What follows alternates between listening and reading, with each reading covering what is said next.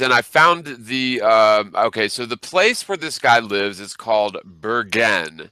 Okay, it's B, that's B as in Bravo, E as in Echo, RGEN. It's about 60 degrees north latitude. Okay, so I'm just going to do sort of a quick poll to the people in the chat because, and I'll tell you why. This isn't a trick question, but this is something that I find very interesting. I was always told, I always remembered that the midnight sun phenomenon occurs like, let's say it's the North Arctic for sure, that it occurs for about a month surrounding the summer solstice in the north. And that's what I remember sort of being taught, you know, and although maybe I've got a bad memory when it comes to that sort of thing, but I've asked lots of other people and they've said the same thing. I even remember people saying that it usually lasts less than a month within the Arctic Circle. And so this guy that I'm talking to through Skype.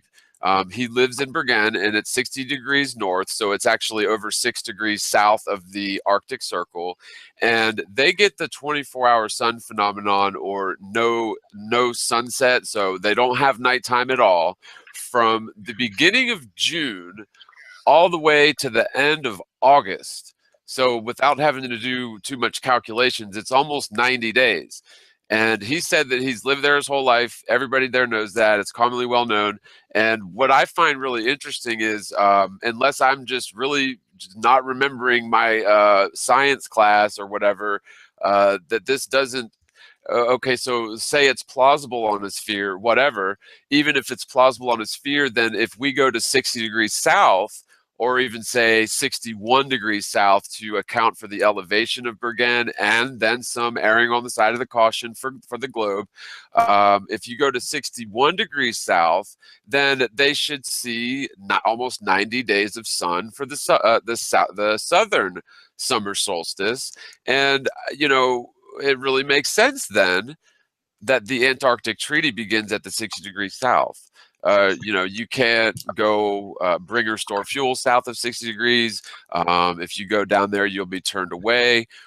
There's a character, possibly a real legitimate person who goes by the name of John Brahma, who claims that he works with the world governmental agencies who are responsible for essentially logistically upholding the Antarctic Treaty.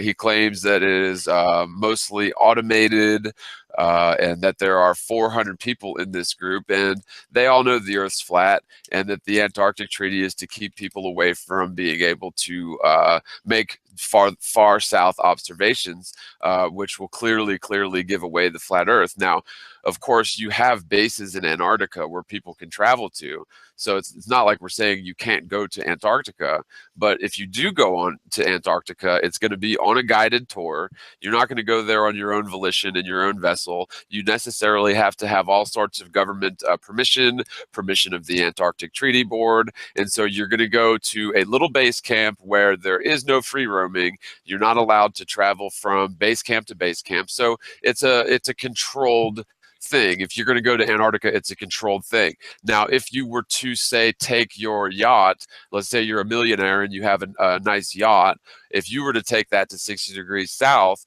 you're going to be intercepted by automation that will trigger a call to the Coast Guard, and the Coast Guard will turn you away.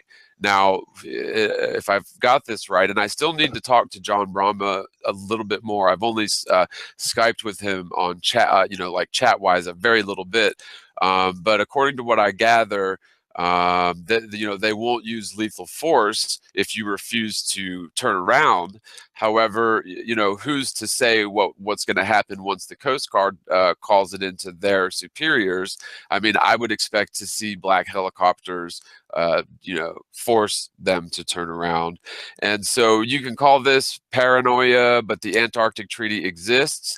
And the overarching point that I want to make here is that if we could simply go to 60 or 61 degrees south during this the southern summer solstice, then we should see nearly 90 days of continual sunlight.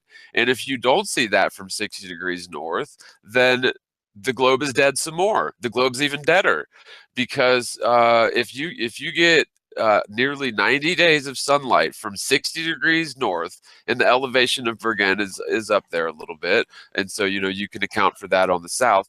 But this is really, that sort of blew me away, because I don't know, maybe I was taught wrong or maybe I remember wrong, but I just remember being taught that the midnight sun in the north was a phenomenon that lasted exclusive to the Arctic Circle, and lasted about a month.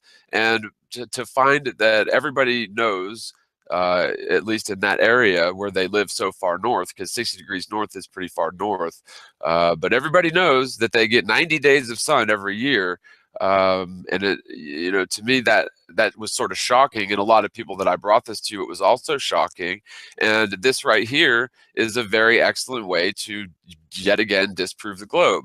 The problem is we can't go do scientific studies at 61 degrees south without permission. And so maybe some of the actual scientists with real funding out there, and people that have things like yachts. I don't have real funding. I don't have yachts. If I did, I'd go do it. Get the permission necessary and go make observations and see if you get 24 hours of sun from the beginning of June to the end of August. So what are you guys? I don't know if we've gained some more people, but what do y'all in the chat think about that? And what do you guys think about it here on the panel?